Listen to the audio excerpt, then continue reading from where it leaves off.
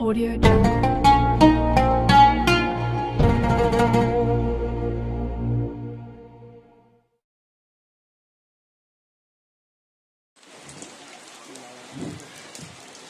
Hujan membawa barokah.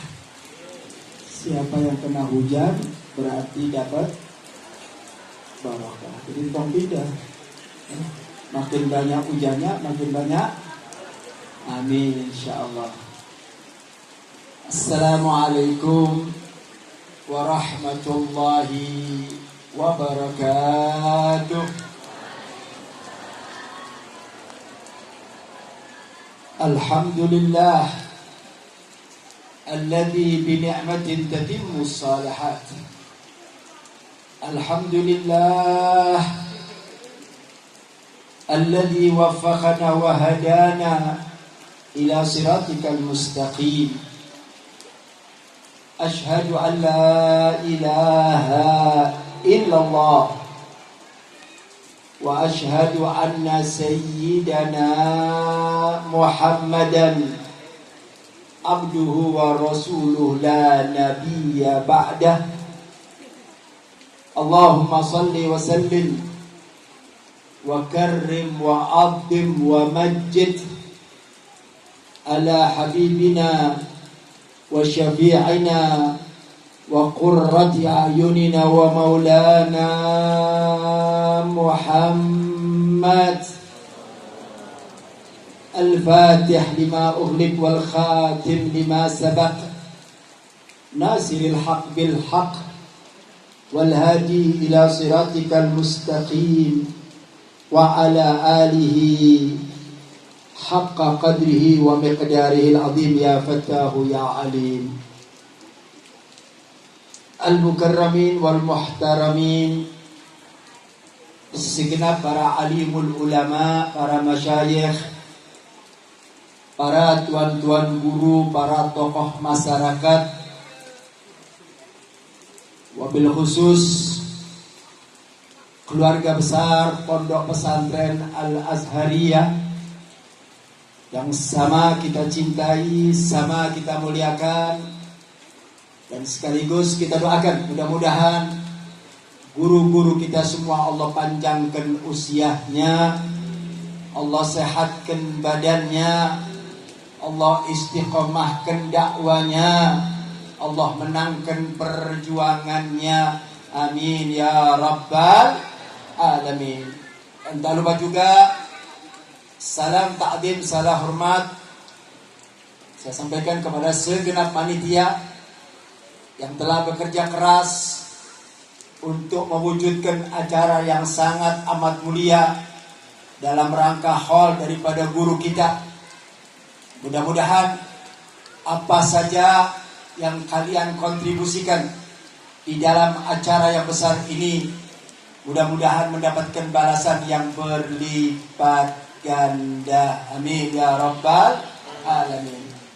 Dan pada akhirnya salam hormat, salam ta'zim saya sampaikan kepada segenap kaum bapak, kaum ibu, hadirin wal hadirat, mu'minin wal mu'minat, muslimin wal muslimat, rahimakumullah. Hadirin yang dimuliakan Allah subhanahu wa ta'ala, yang pertama dan yang paling utama, marilah kita bersyukur kepada Allah subhanahu wa ta'ala, yang mana pada malam hari ini walaupun hujan turun di tengah-tengah kita, tapi insya Allah turunnya hujan menjadi satu sebab turunnya keberkahan dari Allah subhanahu wa ta'ala. Dan mudah-mudahan semua yang hadir pada malam hari ini segala hajat-hajatnya dikabul oleh Allah subhanahu wa ta'ala, segala keinginannya disegerakan oleh Allah subhanahu wa ta'ala. Allah panjangkan usianya, Allah sehatkan badannya, Allah angkat kedudukannya. Dan mudah-mudahan semua yang hadir pada malam hari ini Allah berikan kita sehat walafiat. Yang sakit mudah-mudahan Allah sembuhkan. Yang punya hutang mudah-mudahan Allah lunasi hutangnya. Yang punya kesulitan mudah-mudahan Allah angkat kesulitannya. Yang belum nikah mudah-mudahan diberikan jodoh yang soleh dan soleha. Dan mudah-mudahan semua yang hadir pada malam hari ini didoakan Ko Habib mudah-mudahan bahagia dari dunia sampai akhirat. Amin ya rabbal alamin. Nah, baik ahibahil kiram, sebelum sedikit saya akan memberikan mau'izatul hasanah atau nasihat-nasihat agama yang insya Allah akan bermanfaat buat diri saya dan semua yang hadir, agar tempat ini menjadi tempat yang barakah, menjadi tempat yang akan diturunkannya rahmat Allah. Mari kita buka majelis ini dengan pembacaan sholawat. Siap baca sholawat? Siap. Yuk kita bareng-bareng baca sholawat. Mudah-mudahan berkat sholawat Allah turunkan keberkahan di tempat ini. Bareng-bareng kita sholawat sambil menghilangkan rasa ngantuk. Yang di belakang yang ngantuk, yang lapar, mudah-mudahan hilang berkat sholawat. Amin Allahumma amin. Yuk bareng-bareng kita baca salawat busra. Apal ke salawat busra? Apal ke Pak salawat busra? Yuk bareng-bareng hadrannya diiringi. Allahumma salli wa sallim Sayyidina Muhammadin busyara salatan tuban wa ahlana wa awna wa jami'al irina wa mu'allim wa talibatina min yaumina.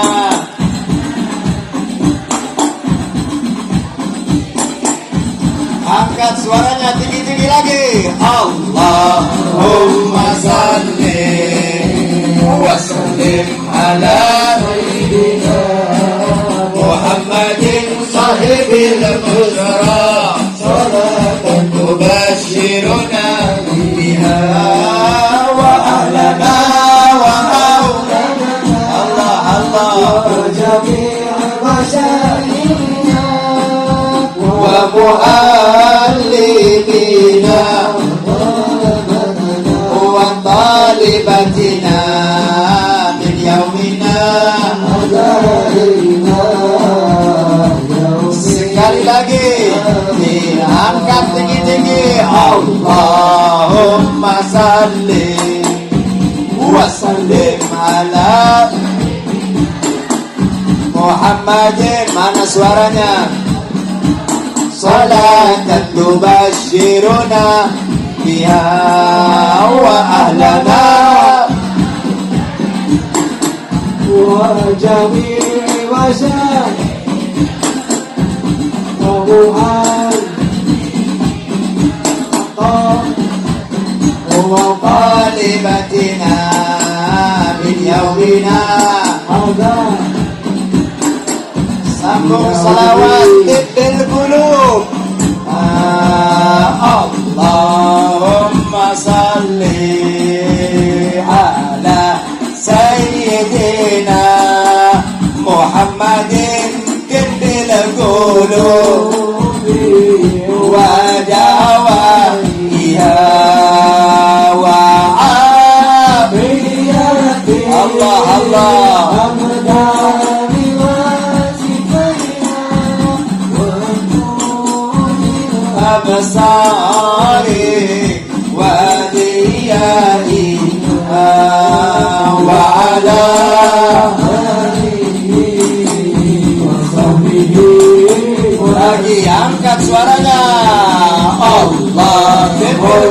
صل على سيدنا محمد طب القلوب ودوائها وعافية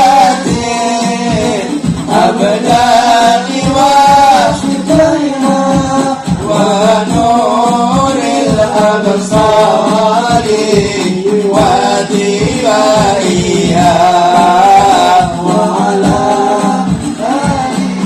sekali lagi washabihi wasallim tinggi Allahumma salli ala sayyidina Muhammadin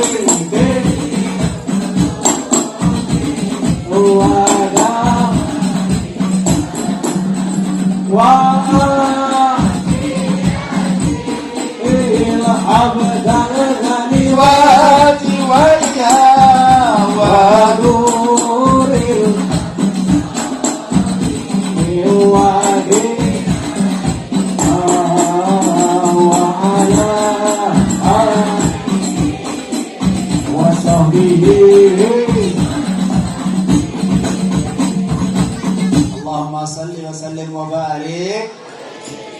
Ibadallah, Allah katakan di dalam Al-Quran, in ahsantum ahsantum li anfusikum fa in asa'tum falah. Sadaqallah.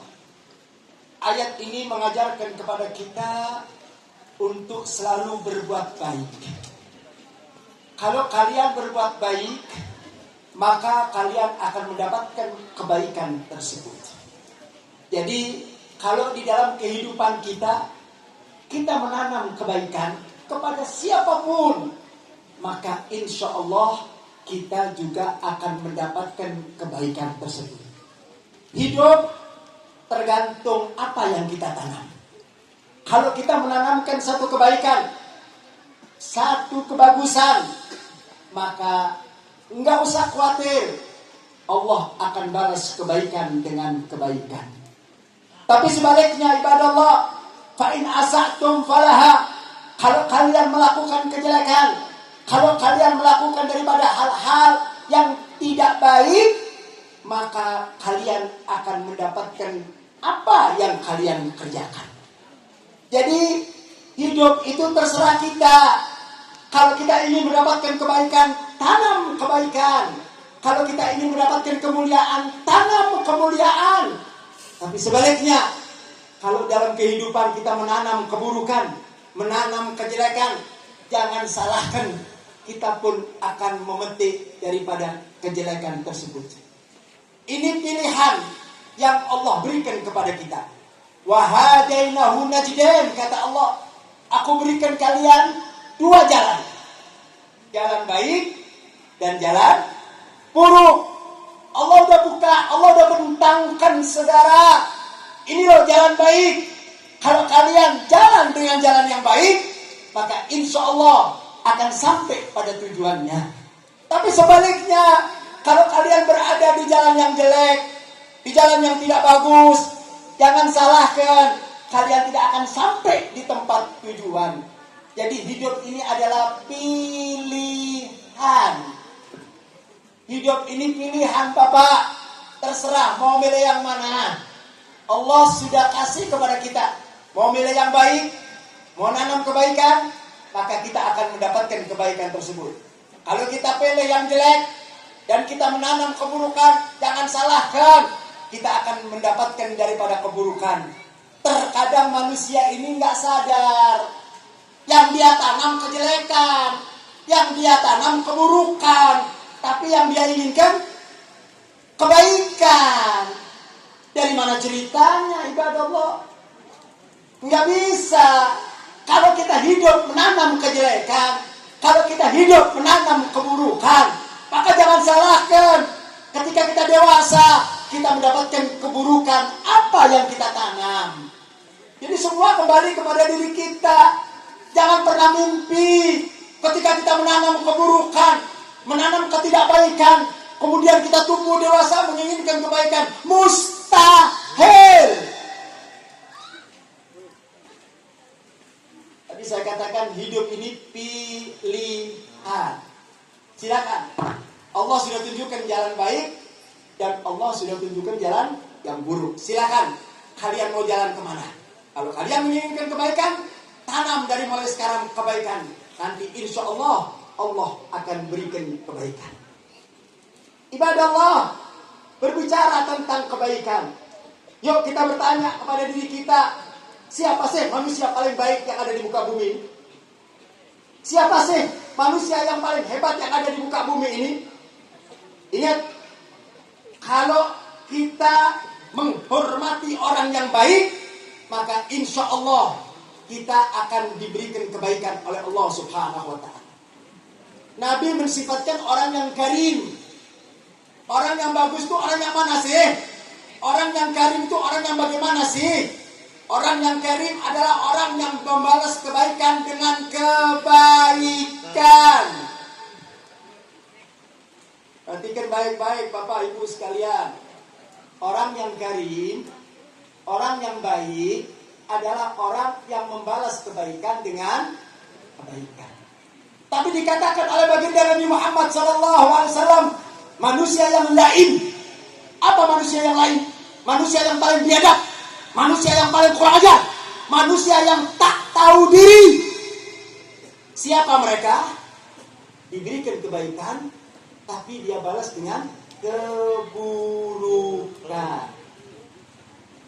Jadi orang yang baik itu adalah orang yang membalas kebaikan dengan kebaikan. Itu orang baik, Pak. Itu orang baik, Bu. Tapi kalau ada orang diberikan kebaikan, kita dapatkan kebaikan, tapi kita balas keburukan. Manusia seperti ini dikatakan lain. Manusia yang tak tahu diri, manusia yang kurang ajar, manusia yang biadab, yang tidak pantas untuk mendapatkan kemuliaan dari Allah Subhanahu. Makanya kita di dalam bermasyarakat, Bu, Pak, kita harus berbuat baik kepada orang yang baik. Habib, bagaimana kalau ada orang yang jelek sama kita? Yang terbaik, kejelekan jangan dibalas dengan kejelekan. Balaslah kejelekan dengan kebaikan.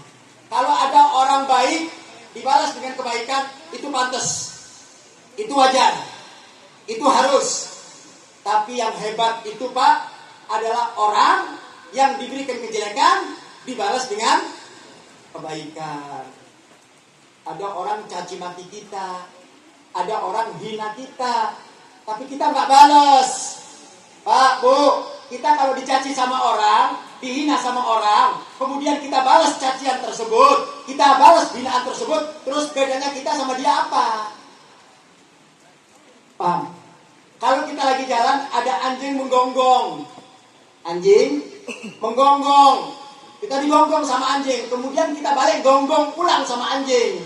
Terus bedanya kita sama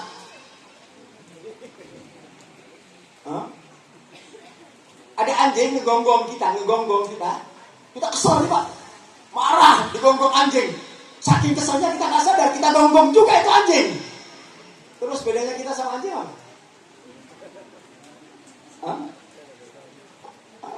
Ya. Begitu juga ketika kita dicaci maki sama orang, dikatain habis-habisan, dihina habis-habisan. Jangan dibalas kejelekan dengan kejelekan. Kenapa? Kalau kita balas, terus bedanya kita sama dia apa? Kalau ada orang kotor, kita jangan ikut-ikutan jadi orang kotor. Kalau ada orang punya mulut jorok, kita jangan ikut-ikutan punya mulut jorok. Jangan. Paham ya? Jadi kalau kita dicaci maki, jangan kita mencaci maki ulang. Jangan. Justru kalau kita dicaci maki, doain mudah-mudahan orang tersebut dapat hidayah. Kalau nggak dapat hidayah, mudah-mudahan modar. Benar tak? Doain hidayah. Ya, supaya dia tidak selalu mencaci kita. Kira-kira bisa nggak gitu? Kalau kebaikan dibalas kebaikan, semua bisa. Benar nggak? Tapi kalau keburukan dibalas dengan kebaikan, bisa nggak? Itu yang berat, ya. Habib, orang itu tak suka ngedolimin saya. Orang itu tak suka nipu saya. Orang itu tak suka mencaci saya. Kan saya manusia. Saya bukan malaikat. karena dia nipu saya, karena dia ngebohongin saya juga bohongin dia, saya juga nipu dia. Terus bedanya kamu sama dia apa? Saya ingat beberapa tahun yang lalu, ketika saya ngobrol sama Imam Besar Al-Habib Muhammad Rizik Syihab di Mekah, saya bercerita tentang orang-orang yang membenci beliau, orang-orang yang memfitnah beliau. Dan kita tahu bagaimana Imam Besar Al-Habib Muhammad Rizik Syihab. Kita doakan mudah-mudahan Allah panjangkan umurnya, Allah sehatkan badannya, dan mudah-mudahan nanti bisa sampai di tempat ini, amin. Saya cerita di Mekah sama beliau. Saya bilang, Habib, orang ini suka mengata-ngatai engkau, ya Habib. Orang ini suka menghina engkau, Habib. Kenapa nggak dibalas? Kalau engkau ya Habib tidak bisa balas, saya akan balas. Apa kata Habib Rizik? Kalau ada orang nyaci kita, kalau ada orang menghina kita, kemudian kita balas dengan cacian, terus bedanya kamu sama dia apa? Lihat, bagaimana beliau mengajarkan kepada kita, luar biasa. Apa bedanya? Kalau sudah mulut comberan, jangan dibalas dengan mulut comberan. Nanti mulut kita juga jadi mulut comberan. Kira-kira paham, Bapak? Cuman kadang-kadang kan nggak kuat, Pak ya. Iya, kalau ngomong kan bisa, tapi nahan tapi nggak kuat. Insya Allah. Diceritakan ketika cucu daripada baginda Nabi Muhammad Sallallahu Wasallam Ali Zainal Abidin Ibn al-Husain bin Ali Ibn al-Fatimah, anak daripada baginda Nabi Muhammad SAW. Ali Zainal Abidin ini Pak, seorang yang sangat luar biasa. Hidupnya hanya ibadah kepada Allah Subhanahu wa ta'ala. Pada satu waktu ketika Ali Zainal Abidin keluar ke pasar, jalan di pasar. Kita tahu di pasar itu banyak orang. Benar enggak? Namanya juga pasar, kalau sepi kuburan namanya Pak. Benar enggak? Beliau lagi jalan di pasar sama santrinya, jalan sama santri. Tiba-tiba beliau berhadapan dengan nawasib. Siapa itu nawasib? Nawasib itu para pembenci ahli bait Nabi SAW. Nawasib itu orang yang membenci dzurriyyah Rasul. Jadi jangan kaget Pak, kalau sekarang banyak orang yang benci sama habaib, benci sama Ba'alawi, itu zaman dulu tos ayah. Paham gak Pak? Nggak kaget kalau sekarang timbul yang benci Ba'alawi, benci habaib, mengatakan habaib terputus. Kadaluarsa. Kami nggak kaget sama begitu. Nggak, yang begitu terjadi itu memang zaman dulu begitu sudah ada Pak. Nawasib namanya. Siapa mereka? Para pembenci Ahlul Bait, para pembenci Ba'alawi, para pembenci dzurriyyah. Itu sudah ada pada zaman Nabi, saudara.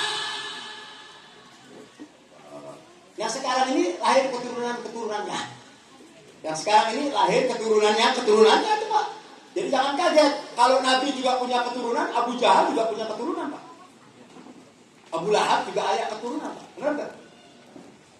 Saya lanjutkan ceritanya luar biasa. Ini Ali Zainal Abidin Pak. Begitu keluar ketemu dengan seseorang nawasib yang benci dengan Ahlul Bait, yang benci dengan dzurriyyah. Nggak kenal sama Sayyidina Ali, nggak kenal. Cuman karena di dalam hatinya ada bughd, ada benci, ada rasa ketidaksukaan dengan dzurriyyah. Catat baik-baik Pak. Kalau ada orang benci kepada Ba'alawi, kalau ada orang benci kepada dzurriyyah, kalau ada orang benci kepada habaib, demi Allah, karena memang hatinya busuk, saudara. Hatinya busuk. Cuman ditutup dengan kalimat, ini tesis ilmiah, keturunan Ba'alawi teh aya, keturunan habaib teh aya. Pret. Ya Allah. Suka mengada-ngada Pak. Padahal sebabnya tenaun benci al-bughd. Orang itu kalau sudah benci Bu, ngeri. Orang teh kalau sudah benci, matanya teh memandang orang tersebut teh nggak enak aja Pak. Makanya hati-hati kita kalau memandang orang, jangan memandang dengan ainus suhud. Apa itu ainus suhud? Mata kebencian. Namanya ainus suhud. Orang kalau sudah mandang ainus suhud Pak, punten, Bapak mandang Habib dengan ainus suhud, benci, udahlah, semua yang diomongin Habib teh salah wae. Habib ngomong teh, Habib teh naon. Habib cerita, Habib teh nimbul. Kenapa? Karena Bapak memandang Habib dengan ainus suhud, mata kebencian. Pak, kita kalau benci dengan seseorang, walaupun orang tersebut masuk masjid mau sholat, kita bilang, itu teh bukan masuk masjid, supaya dibilang orang soleh. Bener gak? Bener gak? Karena mandangnya dengan ainus suhud, mata kebencian. Ada orang kaya dermawan, tapi karena kita gak suka, itu teh sok dermawan, supaya dibilang dermawan. Kenapa? Memandang orang dengan ainus suhud. Tapi pandanglah orang, Pak, dengan ainur rahmah. Pandanglah orang itu dengan mata kasih sayang, dengan rasa cinta kasih. Tebarkan rasa cinta kasih. Kami para habaib dididik oleh orang-orang tua dulu, diajarin oleh orang tua-tua dulu untuk tidak menanamkan rasa dendam, untuk tidak menyebar rasa kebencian, untuk tidak membuka mulut dengan kalimat-kalimat kotor atau jorok. Itu bukan ajaran Ahlul Bait, itu bukan ajaran daripada dzurriyyah, itu bukan ajaran daripada para habaib. Kami para habaib dididik dengan al-akhlaqul karimah. Ini perlu saya sampaikan, karena sekarang ini Masya Allah, habaib sekarang lagi jadi sasaran cacian, sasaran makian, ya.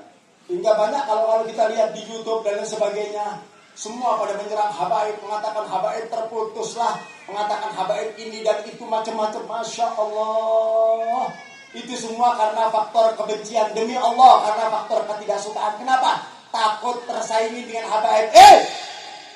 Catat baik-baik saudara, ingat baik-baik, kami para habaib, kami para dzurriyyah tidak gila dengan hormat, tidak gila dengan pangkat, tidak gila dengan kedudukan.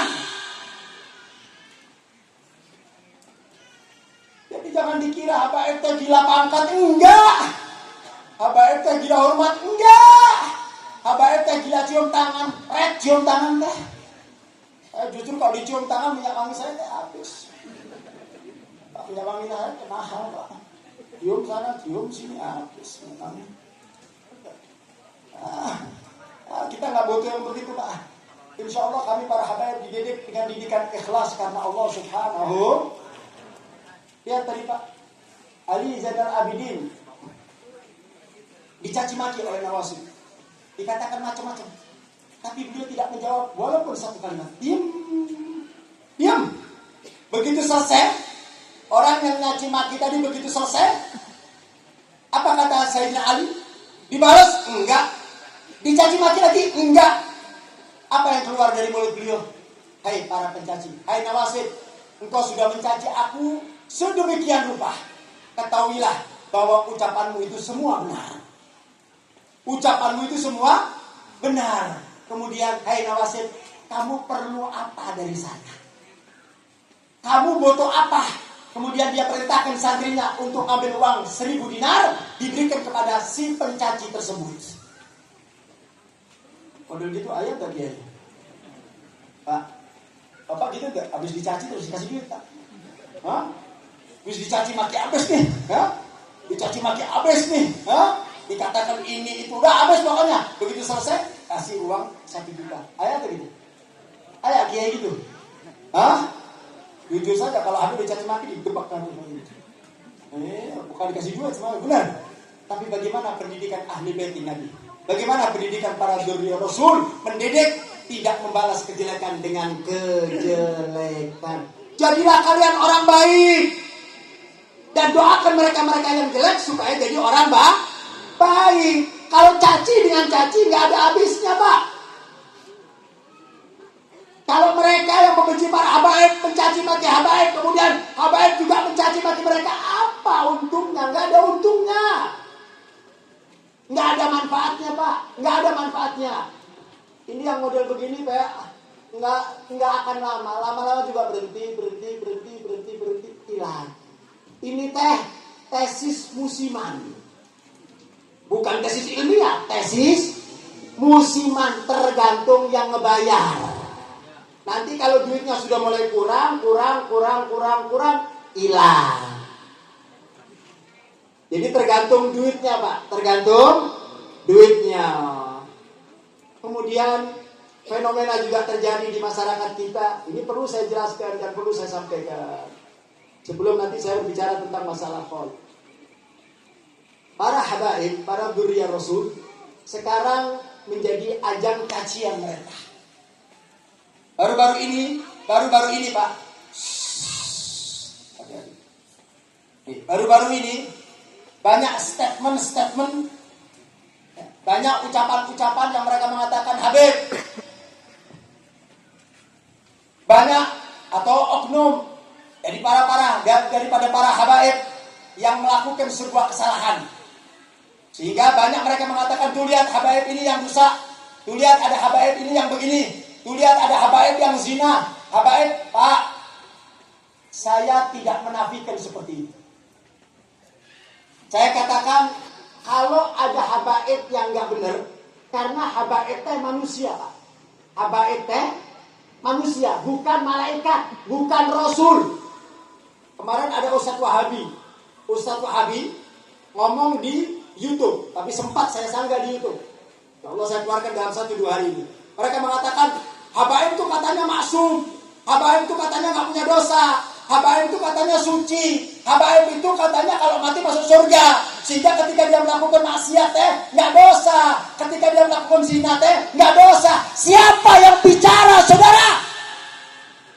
Doktrin murahan, fitnah murahan. Ini ngawur, saudara.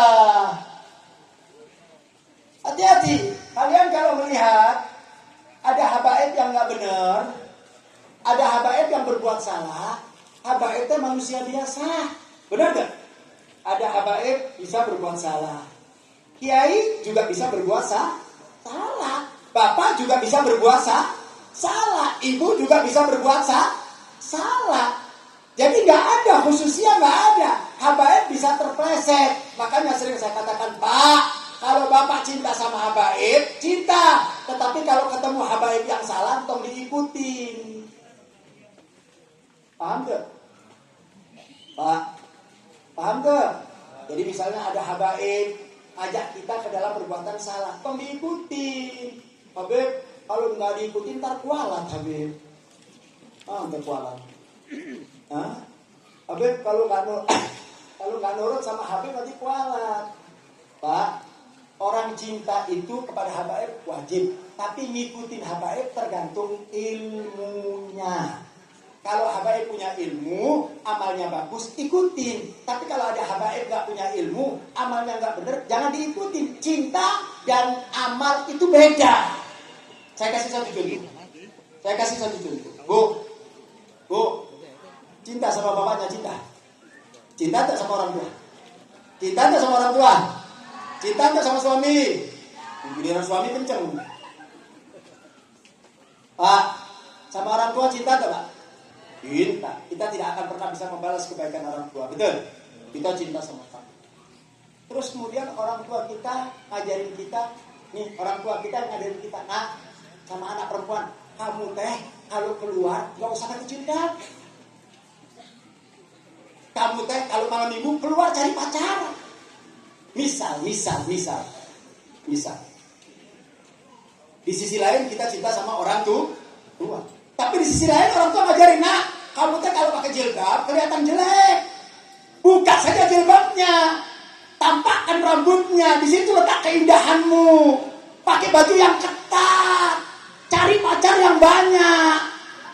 Orang tua gelok yang udah begini kan.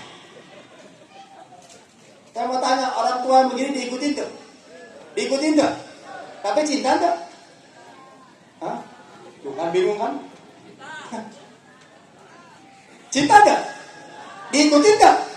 Nah, begitu. Alhamdulillah udah mulai cerdas dikit nih. Asalnya agak lambat mikirnya, agak lambat. Diambil, dikasih contoh sama Habib, kayaknya agak lambat cara pemikirannya. Cinta tuh sama orang tua? Begitu ngajarin yang jelek, ikutin tuh? Jangan diikutin. ikutin. Jadi cinta punya ruang sendiri, mengikuti juga punya ruang sendiri. Paham gak? Jangan cinta buta. Paham? Orang kalau cinta buta diajarin jelek diikutin. Kalau ibu bapak cinta kepada guru, cinta tak sama guru? Cinta tak sama guru? Kemudian guru ngajarin, anak santri, kamu teh kalau keluar nipu orang. Kamu teh kalau keluar garong duitnya orang. Hah? Guru model gitu, diikutin tuh. Diikutin tuh. Tapi kalau nggak diikutin terkualat. Kan itu guru saya. Guru wajib dimuliakan.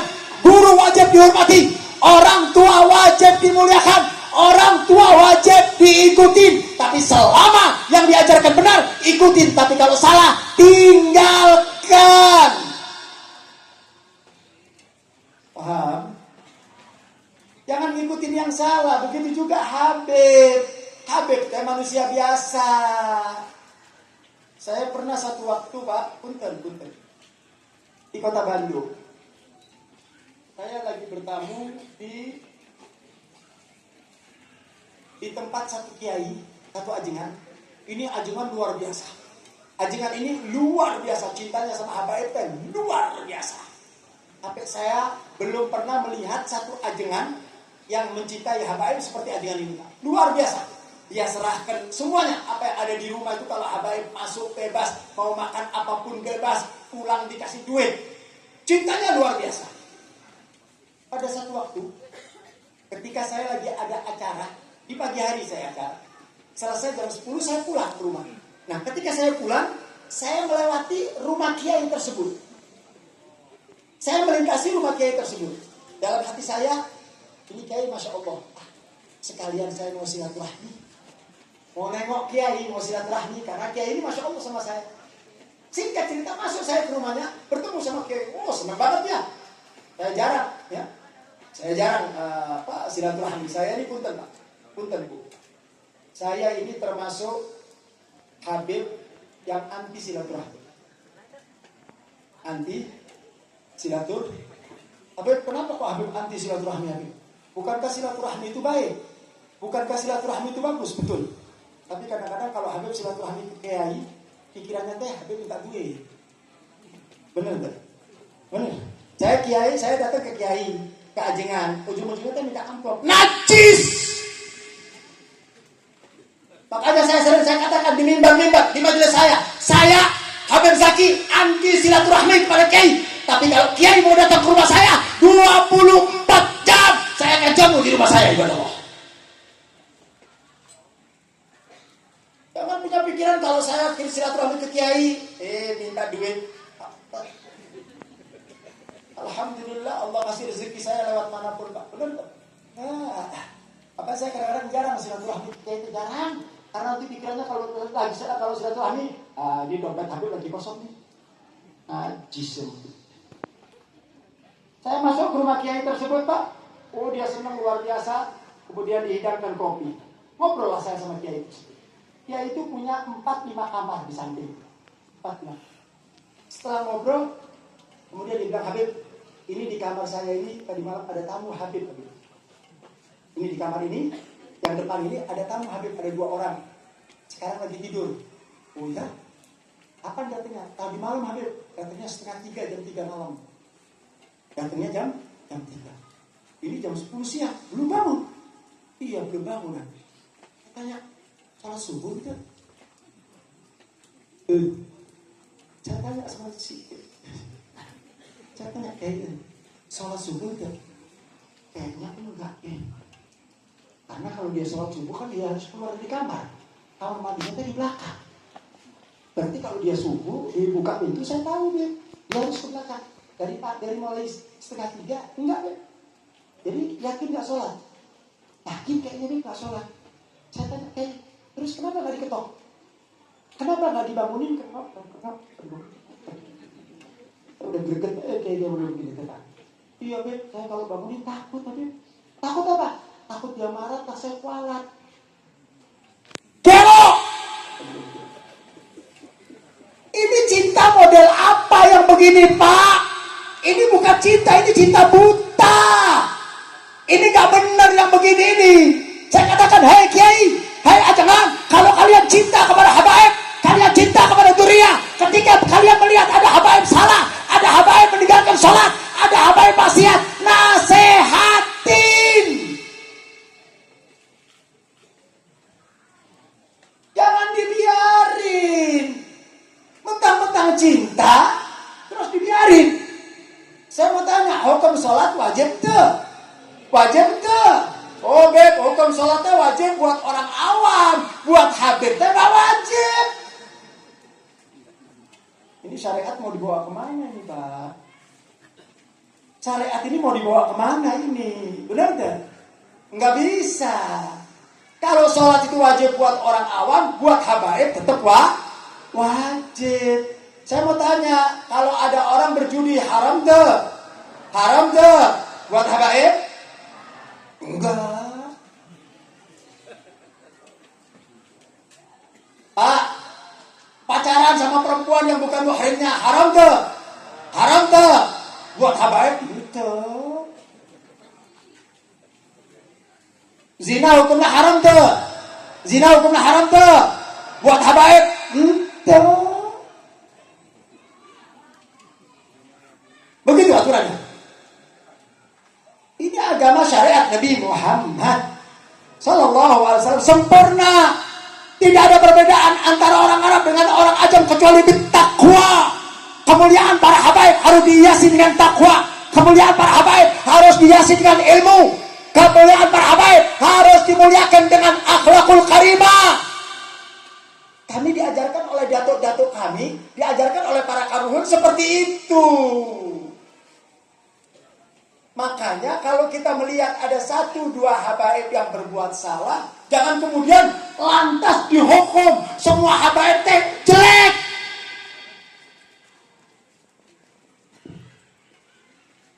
Ada satu habaib masuk ke pesantren, minta santrinya mau dinikah, dipaksa-paksa sampai diceritakan di YouTube Pak. Kemudian ada habaib masuk di pesantren, minta duit sama ajengan, nggak dikasih garong. Ini yang diambil contoh. Ini pelaku namanya oknum. Paham oknum tuh? Perorangan. Paham tuh? Berarti bukan semua habaib seperti itu. Bukan. Kalau kita berbicara tentang oknum habaib, ada yang baik, ada yang buruk. Tapi insya Allah yang baik jauh lebih banyak daripada yang buruk. Betul? Betul? Mungkin hanya 1-2 orang oknum habaib yang gak beres. Betul? Kemudian jangan dikatakan, oh semua habaib teh jelek, oh semua habaib teh brengsek. Jangan begitu, gak objektif namanya. Saya tinggal balikin. Kalau habaib yang 1-2 jelek, kemudian habaib yang lain dihukum secara keseluruhan, apa cuma habaib saja yang jelek? Apa kita nggak pernah menemukan kiai yang jelek? Ada nggak kiai jelek? Ada nggak? Ajengan yang jelek ada nggak? Ajengan yang garong ada nggak?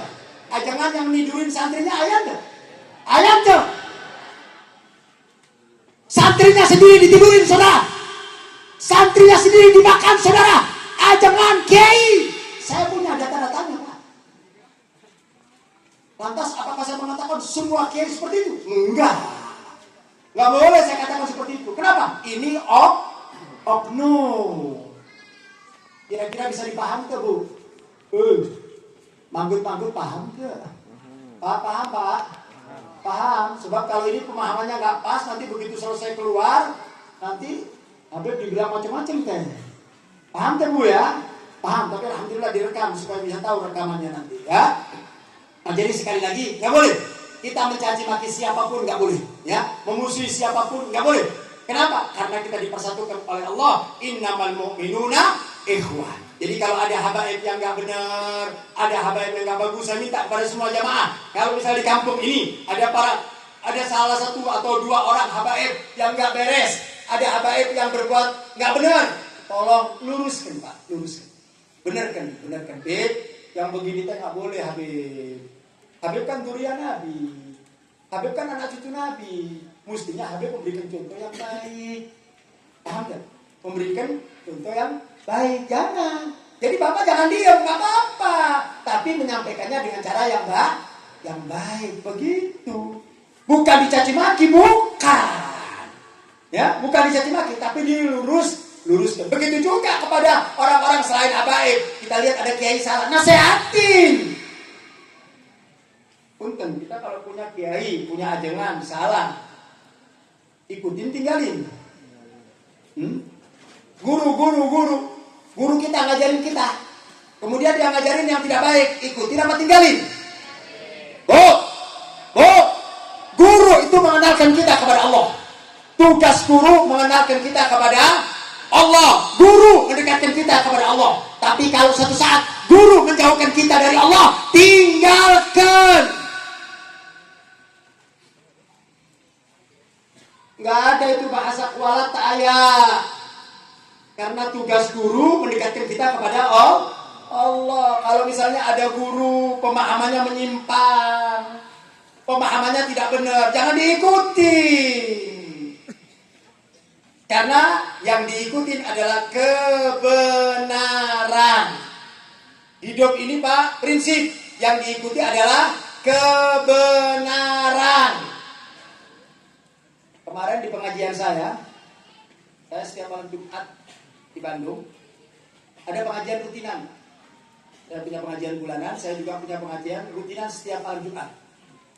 Baca sholawat 1000 kali. Baca sholawat 1000 kali. Habis itu saya baca kitab. Kemudian terakhir saya persilahkan kepada jamaah yang ingin mengajukan pertanyaan-pertanyaan. Itu rutin. Itu sudah saya jalankan sudah hampir 10 tahun ke belakang. Setiap malam Jumat pada sholat Isya, saya punya jamaah nggak banyak, kurang lebih 400-an lah.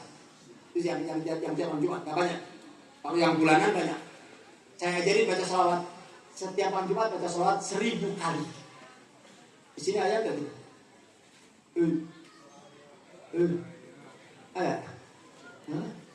Beb, banyak tuh Beb, sholawatnya 1000 kali Beb. Tapi sholawatnya bukan sholawat panjang. Sholawatnya sholawat Jibril.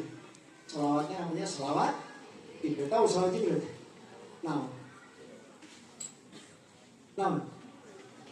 Sallallahu ala Muhammad. Kalau ibu baca sallallahu ala Muhammad 1000 kali Pak. Itu dawamkan. Saya ijazahkan itu dawamkan tiap hari. Tiap hari baca sholawat Jibril minimal 1000 kali. Lebih bagus. Kurang apa faedahnya Habib? Siapa orang yang mudawamah baca sholawat Jibril 1000 kali, lebih iya, kurang jangan, maka segala keinginan dunia maupun keinginan akhirat akan dipenuhi oleh Allah Subhanahu. Pak, punya utang gak Pak? Punya utang ke? Pak mau jawab dengan enak. Punya utang ke? Usahanya lancar lagi sepi Pak? Pasti jawab. Sudah nikah belum? Belum. Yang sudah nikah udah punya anak belum? Yang rumah tangganya bagus sama cakak-cakan. Hidup kita pasti ada masalah Pak ya. Iringin selawat. Saya ajarkan kepada jamaah, semua masalah urusan dunia dan urusan akhirat akan tuntas dengan selawat. Akan selesai dengan selawat. Karena selawat adalah kunci kebahagiaan. Selawat adalah kunci kesuksesan. Selawat adalah kunci keberhasilan. Selawat adalah kunci kebahagiaan dari dunia sampai akhirat. Dawamkan selawat. Disuruh baca 1000 kali, banyak tuh Habib. Giliran ngobrol,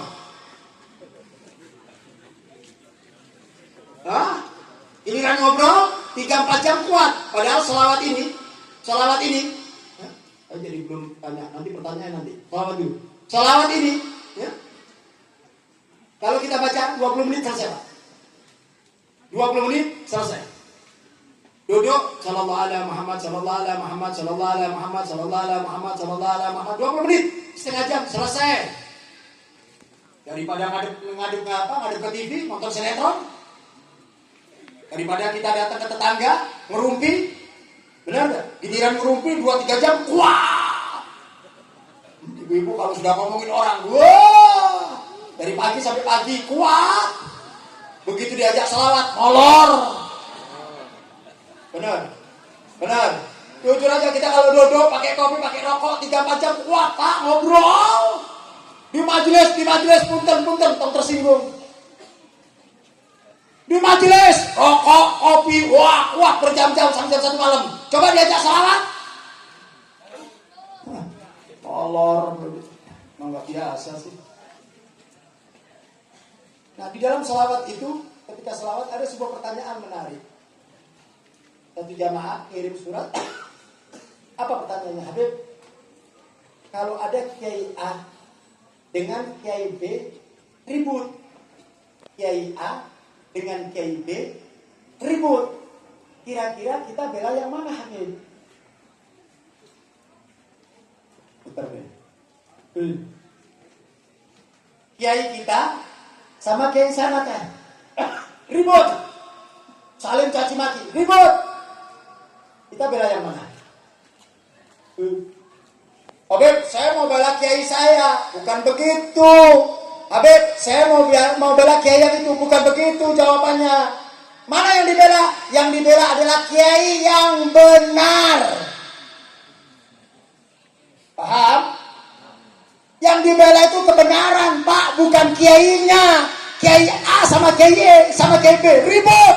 Lihat mana yang benar. Oh, yang benar Kiai A, bela. Kiai B tinggalin.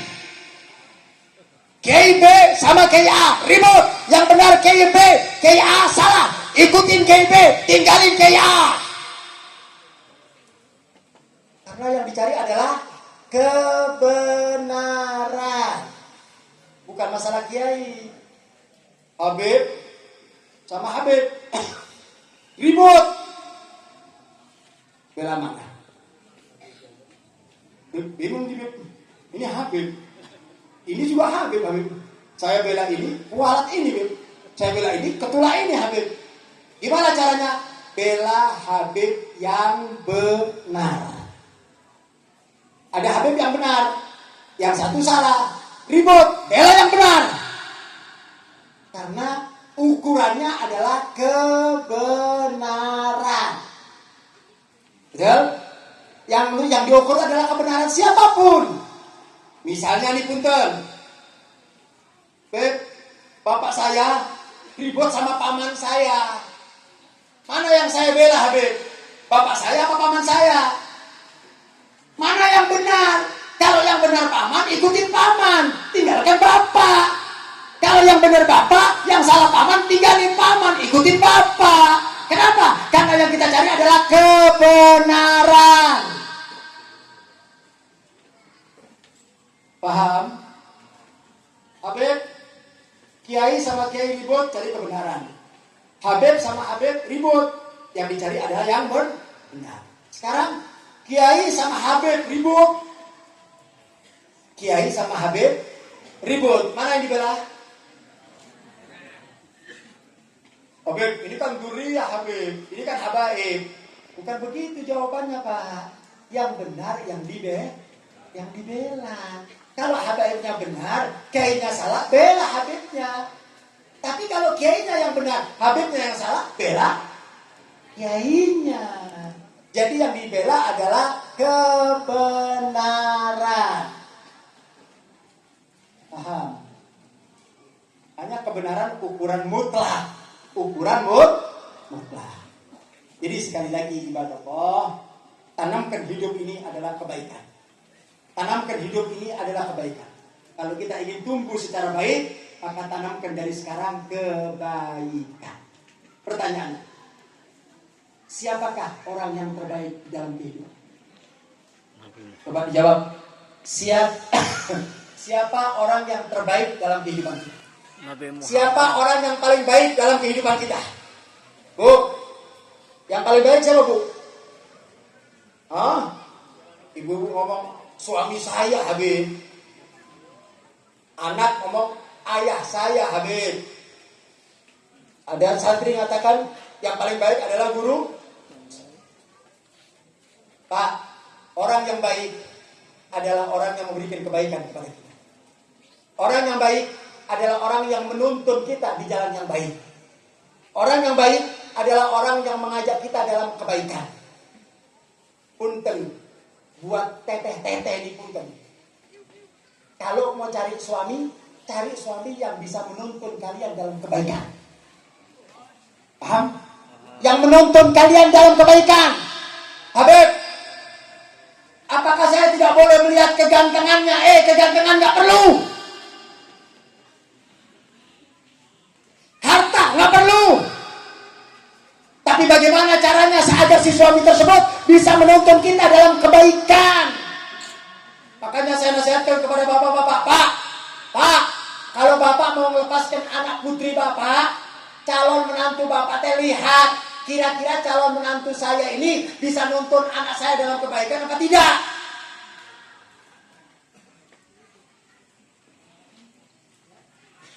Jangan ukurannya teh ganteng wae.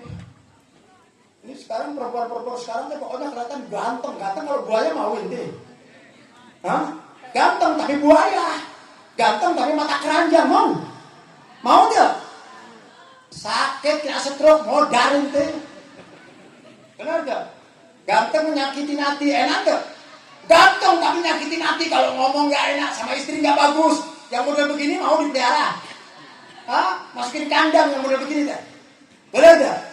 Cari orang yang bisa mengantarkan kita kebaikan, walaupun mukanya gak ganteng-ganteng teh. Ganteng teh gak penting. Harta teh gak penting. Rumah tangga ukuran kebahagiaan bukan karena ganteng, bukan karena harta, bukan karena kedudukan, tapi karena seorang suami yang baik, suami yang soleh, maka akan terbentuk rumah tangga yang sakinah mawaddah warahmah. Saudara, itu nyarinya. Cari orang yang bisa menghantarkan kita dalam kebaikan. Begitu juga kalau kita mau cari istri, begitu juga cari perempuan yang mendukung kebaikan kita. Jangan perempuan yang suka melorotin duit. Perempuan yang suka melorotin duit, yang ditanya terus, pulsa HP terus kosong. Benar dah. Belum jadi pacaran udah ngabisin duit kadang-kadang, Pak. Tolong dong transfer modal yang begitu teh. Itu belum nikah modal kayak begitu. Begitu nikah jual rumah, Pak. Benar dah. Nah, makanya mau cari orang yang bisa menghantarkan kita ke dalam kebaikan. Baik, kita kembali kepada acara daripada khot. Kita bicara tentang guru. Perhatikan baik-baik, Pak. Manusia yang berjasa dalam kehidupan kita. Manusia yang sangat luar biasa dalam kehidupan kita. Yang pertama adalah guru. Guru kita. Makanya jangan pernah jauh dari guru. Kita semua belajar mengerti huruf Arab, mengerti baca Quran, mengerti hukum halal dan haram, mengerti mana yang baik dan mana yang buruk, mana wajib, mana sunnah, mana boleh, mana tidak, mana hak, mana batil. Semuanya lewat siapa kalau bukan lewat seorang guru? Jadi jasa guru ini luar biasa. Jasa guru teh hebat, luar biasa. Makanya seorang santri ilmunya bisa tidak bermanfaat kalau dia kurang ajar kepada seorang guru. Sehebat apapun dia belajar di pesantren, sehebat apapun ilmu yang dia dapatkan di pesantren, demi Allah, kalau dia kurang ajar kepada seorang guru, ilmunya tidak akan manfaat. Tidak akan manfaat, Pak. Kurang ajar sama guru, nggak punya adab sama guru. Walaupun alfiyah hatam, di Anatoli bin hatam, tapi kalau kurang ajar sama guru, nggak punya adab sama guru, nggak punya akhlak sama guru, saya yakinkan demi Allah ilmunya tidak akan manfaat, saudara. Dulu saya di pesantren punya teman sekelas sama saya di pesantren, Pak. Super jenius, bukan jenius lagi, super jenius. Sampai-sampai kalau ngapalkan kitab, dulu kalau ngapalkan Matnu Zubat, ada nadamnya VG, namanya Matnu Zubat. Itu kalau ngapalkan cukup berdiri aja, dibaca sama dia sebentar aja, itu 10 baris hafal. cerdas, luar biasa. Sekelas sama saya Pak. Luar biasa, pinter, hebat. Nilainya 9, 10, 9, 10, 9, 10 tak ayah, yang merah-merah tak ayah. Terus saya keluar pesantren, mulai kita keluar masing-masing. Apa yang terakhir saya dengar? Teman saya yang jenius ini, kemana dia? Ternyata tanpa sengaja, saya pas naik bis, tahu-tahu sopirnya dia. Sopirnya teman saya sekelas yang jenius. Begitu saya deketin, saya lihat ini kayaknya saya pernah kenal ini orang. Saya dari belakang, saya lihat belakangnya kayaknya saya pernah kenal ini. Sudah hampir puluhan tahun nggak ketemu. Penasaran saya maju ke depan, Pak. Maju ke depan saya tanya, ini namanya Fauzi, Pak. Saya ketok. Ini Fauzi. Dilihat saya. Dia bisa gini. Baru hampir 20 tahun nggak ketemu. Saya bilang iya. Oh, baru dia bangkit dari sopirnya itu merangkul saya, pelukan, teman akrab. Saya tanya, kamu kerja di mana sekarang? Ini kamu lihat supir bis. Saya bukan mengecilkan supir bis, bukan. Saya sedang berbicara tentang bagaimana manfaat ilmu yang barokah. Saya tidak mengecilkan orang mau kerja apapun yang penting halal, betul?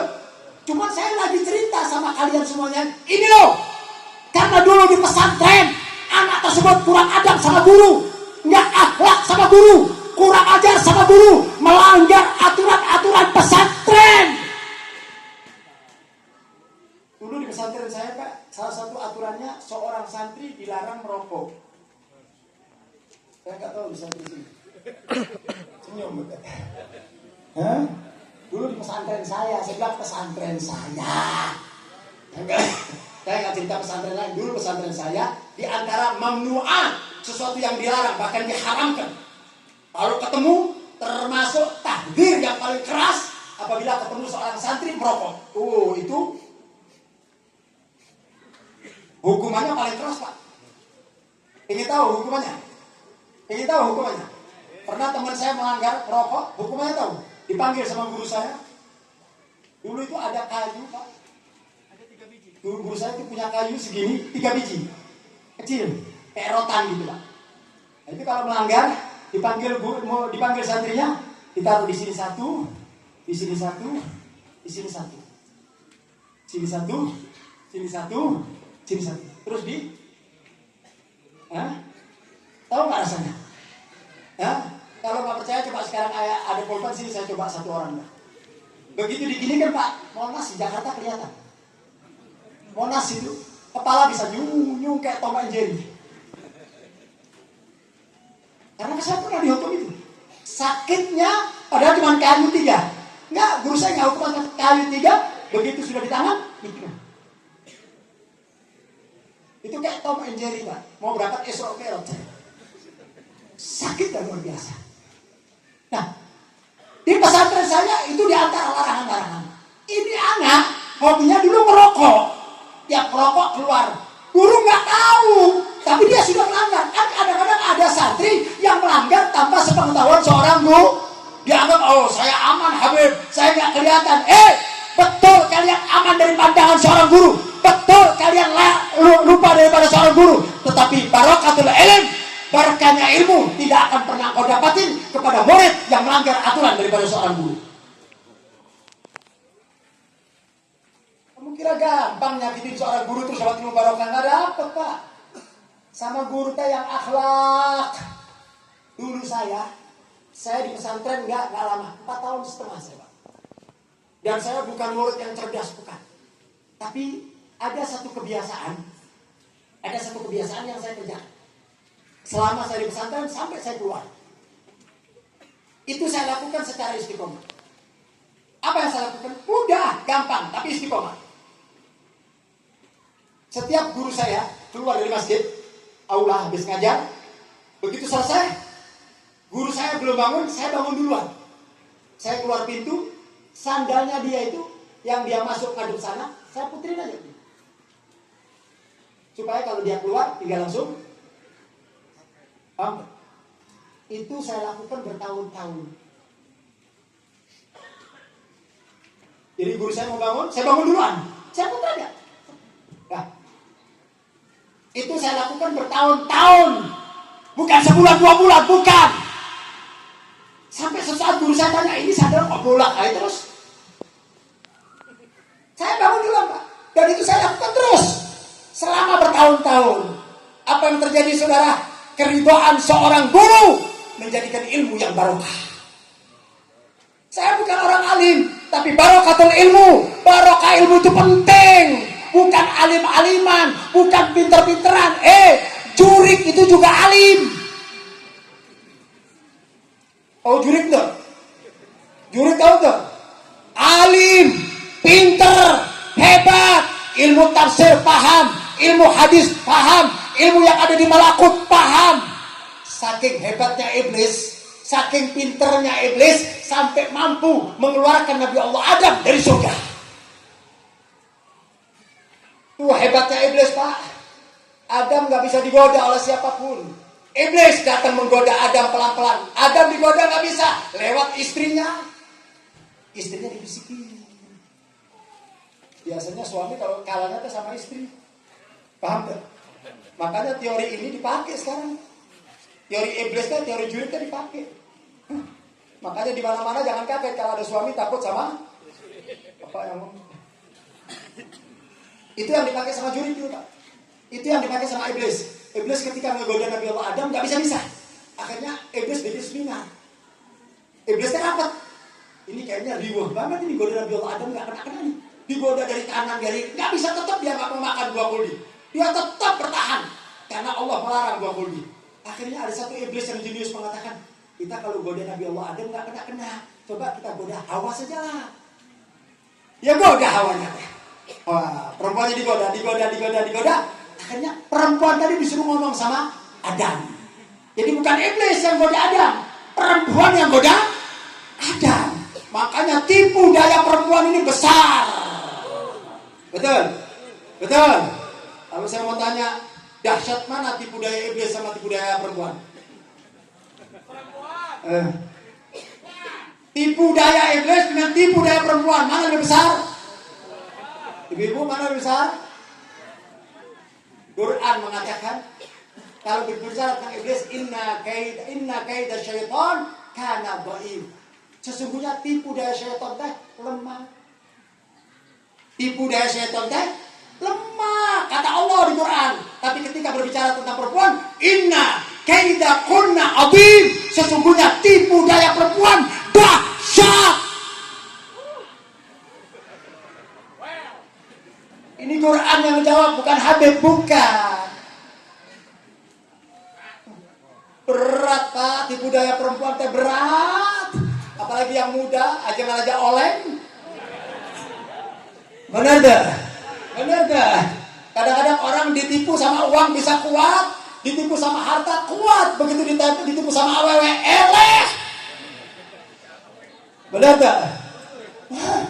Masya Allah, bahaya tipu daya perempuan ini Pak. Benar tak? Hanya itu kehebatan daripada iblis. Jadi kembali lagi, ilmu yang tidak manfaat itu bahaya. Makanya di akhir ini saya katakan kepada para santriwati, belajarlah kalian yang giat dan jangan lupa letakkan akhlak di atas segala. Hormati guru kalian. Jangan pernah caci maki guru kalian. Jangan pernah memutuskan tali silaturahmi kepada guru kalian. Jangan pernah membicarakan guru kalian di belakang kalian. Jangan. Kalau guru kalian salah, punya aib, tutup, tong dibuka. Sebagai bentuk penghormatan kita kepada seorang guru. Kalau kita ingin mendapatkan ilmu yang barokah. Ilmu teh yang penting barokah Pak. Punya ilmu banyak, tapi kalau nggak barokah, nggak ada bedanya sama juri. Paham? Nggak ada bedanya sama juri Pak. Cari ilmu yang manfaat. Hari ini kita bikin hal seorang guru. Ini orang berjasa. Dikatakan oleh ulama, laulal murabbi ma araftu rabb. Kalau bukan karena seorang guru, murabbi yang mendidik kita. Ma araftu rabbu, kamu tidak akan kenal Tuhan kalian. Yang bisa mengenalkan kalian kepada Tuhan adalah guru. Yang bisa mengenalkan kalian yang hak yang batil adalah guru. Yang bisa mengenalkan kalian mana yang baik mana buruk adalah guru. sabar ngedidik kalian, Pak. Kadang-kadang orang tua sudah angkat tangan, nggak kuat, kirim kemana? Jadi pesantren itu pembuangan orang-orang nakal. Paling gedek sama orang tua begitu teh. Dasar orang tua goblok teh. Begitu anaknya nakal, udah gak kuat, anaknya berdegong, kirim aja pesantren, kirim aja. Emang pesantren kayak penjara apa? Giliran punya anak yang baik, yang cerdas, jangan sekolahkan umum saja. Biar punya S1, S2, S2, S0. Iya, rata-rata yang dikirim ke pesantren itu anak-anak nakal, benar gak? Orang tua dongok. Mestinya kalian kirim ke pesantren anak-anak yang jenius, anak-anak yang baik, biar dipoles di pesantren menjadi anak-anak yang soleh, ilmunya bermanfaat ibadah Allah. Taruh ke pesantren, karena tugas guru teh berat. Bapak saja di rumah nggak kuat ngadepin anak-anak zaman sekarang, Pak, nggak kuat. Jujur saja, kita ngadepin anak zaman sekarang, Pak. Oh, riuh. Benar gak? Benar gak, Pak? Pagi keluar, sore keluar, malam keluar, bisa dikontrol? Nggak bisa, tapi di pesantren ada aturan. Bangun pagi, sholat subuh berjamaah. Benar nggak? Di pesantren begitu pulang ke rumah, jamaah aja. Bubar. Di pesantren kita nggak pernah pegang HP. Benar? Oh, aturannya ketat di pesantren, Pak. Saya hidup di dunia pesantren, Pak. Nggak ada yang pegang HP. Begitu pulang dikasih sama orang tuanya, ini mainan HP. Dongkok. Benar gak? Lihat bagaimana pendidikan seorang guru. Kita nggak sanggup, Pak, berjuang seperti guru mendidik kita punya anak. Kita cuma bayar duit saja. Duit yang kita kasihkan kepada guru teh, nggak seberapa dengan perjuangan seorang guru. Makanya muliakan guru kita. Perjuangannya teh luar biasa, mencetak anak-anak Bapak menjadi anak yang soleh dan solehah. Pak, perbendaharaan yang paling mulia, waladun soleh, al-auladul abrar. Anak yang baik adalah anak yang paling mendapatkan kemuliaan di sisi Allah. Kita punya harta, kalau anak kita bobrok percuma, Pak. Kita punya duit banyak, tapi kalau anak kurang ajar sama orang tua percuma. Yang mencetak anak itu menjadi anak yang soleh siapa? Guru. Kata Imam Syafi'i radhiyallahu anhu Allah, dia mengatakan uqaddimul ustad ala nafsi walidi. Al-Imam Syafi'i dengan jelas mengatakan uqaddimul ustad ala nafsi walidi. Dahulukan, aku mendahulukan guru daripada orang tua.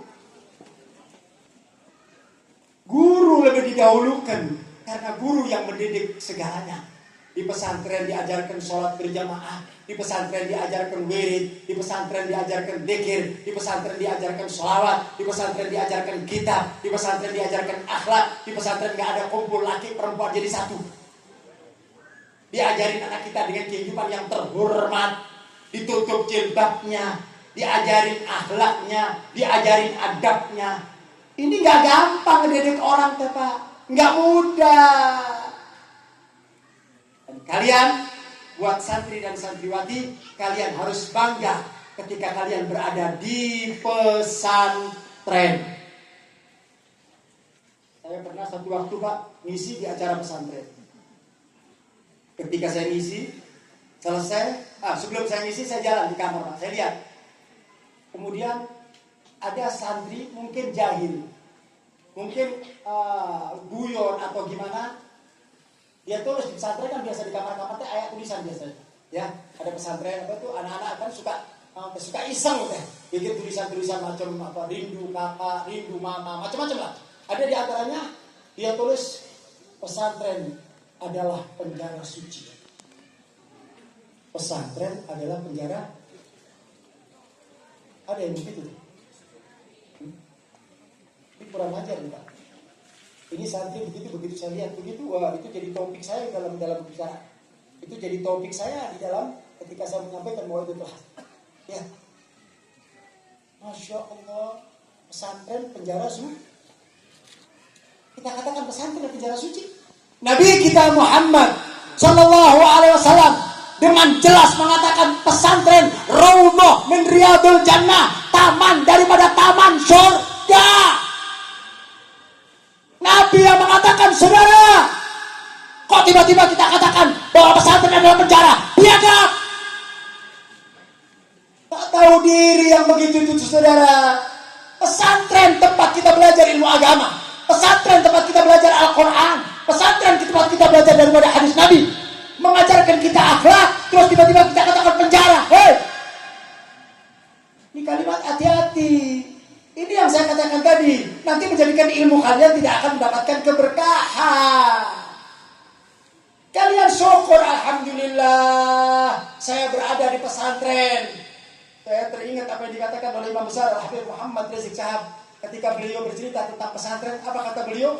Seorang tua yang jenius, orang tua yang pinter, orang tua yang hebat adalah orang tua yang meletakkan anaknya dalam pesantren. Jadi kalau ingin tahu orang tua yang jenius, orang tua yang cerdas adalah orang tua yang menitipkan anaknya di pesantren. Kenapa? Dia sadar dia tidak bisa mendidik. Pak, jujur saja, orang tua kita sibuk sama kerjaan masing-masing. Benar gak? Dari mulai pagi urusannya sawah, kalau nggak sawah kantor. Ibu kita naon tiap hari arisan wae, pagi arisan, sore arisan. Kalau nggak naon acara-acara yang di kampung, nggak pernah ngurus anaknya, nggak pernah ngurus. Jujur saja, kita ini kurang perhatian sama anak, Pak. Orang tuanya sibuk dengan kehidupannya, sibuk dengan urusan dunianya. Terus bagaimana nasib anak kita?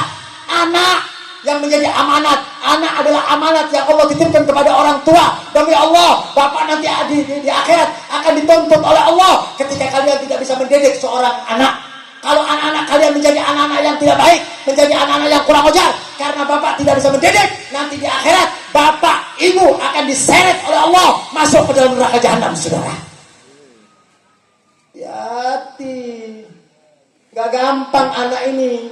Makanya Allah katakan dalam Al-Quran, innama amwalukum wa auladukum fitnah. Masya Allah, anak bisa jadi fitnah, Pak. Kalau kita nggak bisa mendidik anak, ya Allah, anak tersebut bisa menjadi sebab bapak dan ibunya diseret oleh Allah masuk ke dalam neraka jahanam. Diceritakan dalam hadis panjang, ketika ada orang tua punya beberapa anak. Orang tuanya masya Allah orang soleh, ibunya termasuk orang soleha, pengajian kemanapun hadir, bapaknya sholat 5 waktu di masjid gak pernah lepas, baca Qurannya luar biasa. Tapi sayang, sejuta kali sayang, dia tidak mampu mendidik anaknya. Bapaknya adzan subuh, as-sholatu khairum minan naum. Bapaknya berangkat subuh, anaknya molor, nggak dibangunin. Bu, ibunya keluar pakai pakaian yang bagus, pakai jilbab, hadir sholawat, sementara anaknya keluar ke pasar buka jilbab. Hati-hati, Pak. Hati-hati, Bapak tanggung jawab. Bapak tanggung jawab di hadapan Allah. Kalau Bapak punya anak sampai buka aurat, buka jilbab, kemudian keluar bergaul dengan lelaki yang bukan muhrimnya, demi Allah, Bapak akan dilaknat oleh Allah, akan diseret oleh Allah masuk neraka karena ulah seorang anak, saudara. Ini bukan main-main. Apa kira Bapak Ibu enteng ngebeliin anak HP? Beb, anak saya sudah dewasa. Saya kasih HP, Habib, karena HP itu kebutuhan. Saya tidak menafikan urusan HP, Pak. Saya tidak mempermasalahkan urusan HP. Tapi berapa banyak HP yang Bapak berikan kepada anak-anak perempuannya disalahgunakan. Betul? Jawab, betul? Bapak bisa jamin? Pak? Bapak bisa jamin? Kalau Bapak berikan HP kepada anak perempuan Bapak, bahwa yang dilihat itu yang bagus-bagus, bisa jamin? Bu, Ibu bisa jamin? Kalau Ibu berikan HP kepada anak-anak Ibu, kemudian yang dilihat adalah sesuatu yang baik, bisa jamin? Tidak menutup kemungkinan HP yang dilihat hal-hal yang tidak baik. HP yang dilihat sesuatu yang diharamkan oleh Allah. HP yang dilihat film-film yang naudzubillah min dzalik. HP yang dilihat mungkin dipakai untuk pacaran. Bapak mendapatkan dosa dari apa yang dilakukan oleh seorang anak. Jangan Bapak katakan bangga, Beb, saya belikan anak saya HP. Silakan Bapak mau belikan HP, tapi didik anak Bapak dulu dengan pendidikan agama, sehingga HP menjadi komunitas, HP menjadi sarana untuk kebaikan. Silakan. Tapi yang terjadi sekarang kan nggak begitu, Pak. Pak, Masya Allah, anak-anak kita yang sudah mulai dewasa, chatting-chattingan, love-lovean, benar gak? Benar gak? Pak, pernah buka HP anaknya gak? Gak bisa, HP kan dikunci. Dibohongin sama anak. Bu, coba ntar kalau pulang periksa HP anak kita. Kalau nggak bakal bisa buka, dikunci. Benar nggak? Saya sering katakan, Pak, kenapa dikunci? Ada apa? Kalau memang tidak ada rahasia, tidak mungkin dikunci. Betul. Bapak dongok sih, manggut-manggut wae. Saya punya anak perempuan begitu, Pak. Saya kasih HP. Tapi saya bilang, jangan pakai dikunci. Jangan pakai dikunci. Kapan waktu saya mau cek, saya mau cek. Saya panggil ibunya, cek. Saya nggak ngerti HP. Saya panggil ibunya, cek. Saya panggil ibunya, cek. Nah, temennya siapa saja? Chatting-chattingnya kemana? Oh, dihapus. Tahu dia cara ngapusnya? Oh, jago, Pak. Tete ayah nak jago. Namanya tadi diganti. Namanya Rudi diganti Eli. Benar gak? Namanya Usep diganti Rini. Bohong. Benar gak? Supaya gak ketahuan bapak. Benar gak? Siapa yang tanggung jawab? Orang tua bapak ibu, karena bapak itu memberikan, bapak nanti akan diseret oleh Allah masuk ke dalam neraka jahanam, saudara.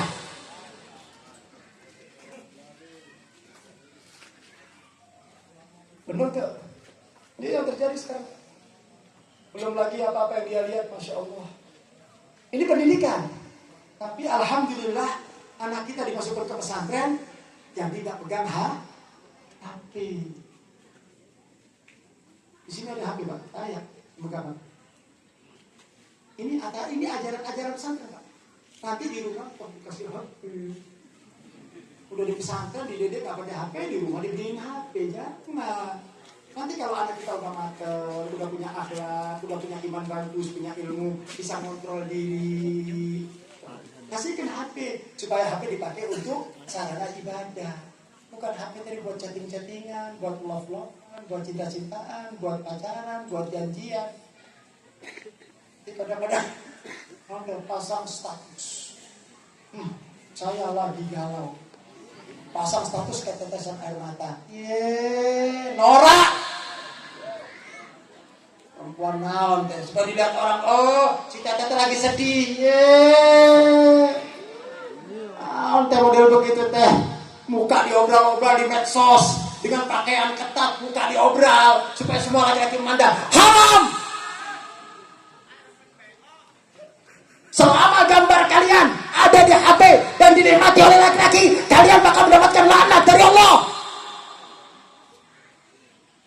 Ini bukan hal yang kecil, saudara.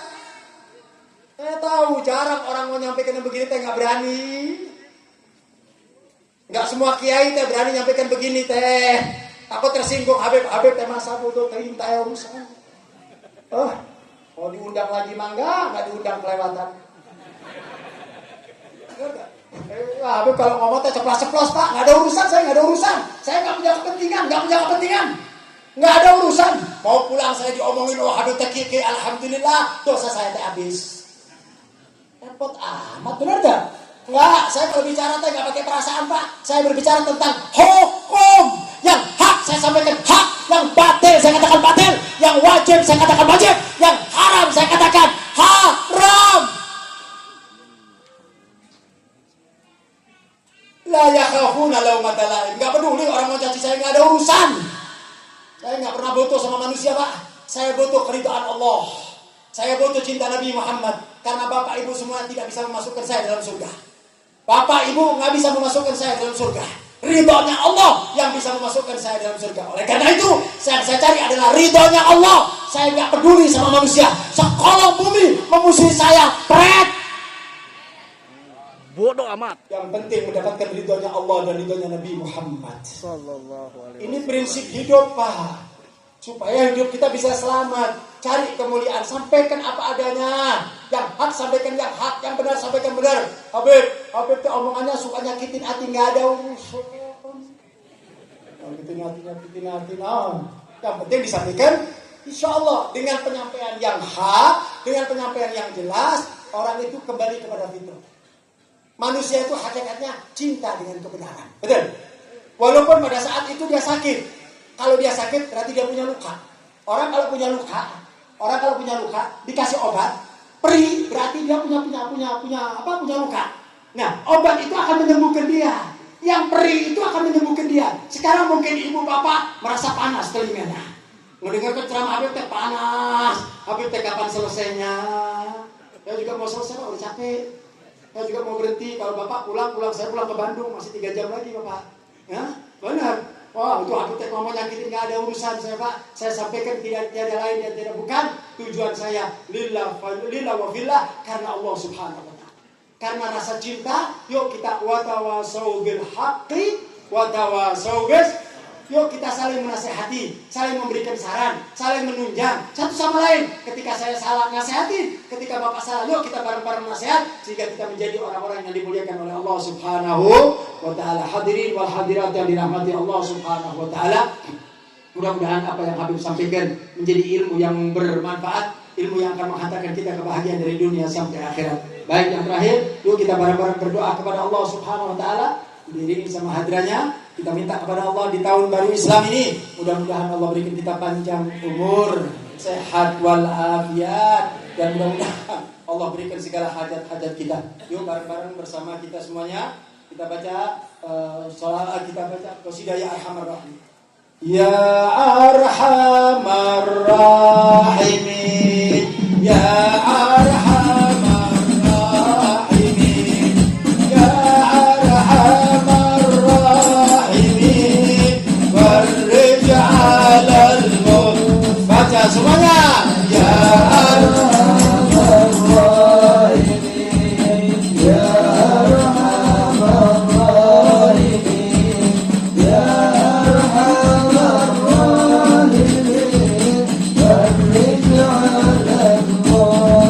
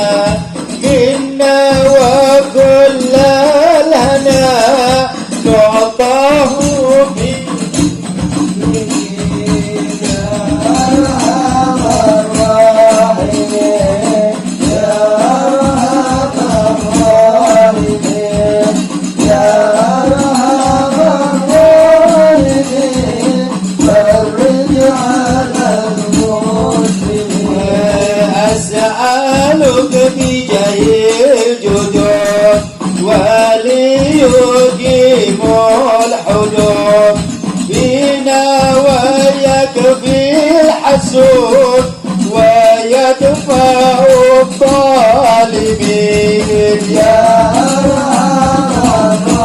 ارحمنا يا الله اكرمنا يا رب ارحمنا والمسلمين يا الله فرج على المسلمين يزيل للمنكرات يقيم للصلوات يأمر بالصالحات محب للصالحين يا أرحم الراحمين يا أرحم الراحمين يا أرحم الراحمين فرج على المسلمين sekali lagi ya أرحم الراحمين يا أرحم الراحمين يا أرحم الراحمين فرج على المسلمين. Baik, sebelum ditutup, saya minta kepada orang tua saya, ini adalah ketua Mahkamah Front Persaudaraan Islam untuk memimpin doa pada Pak Bersama.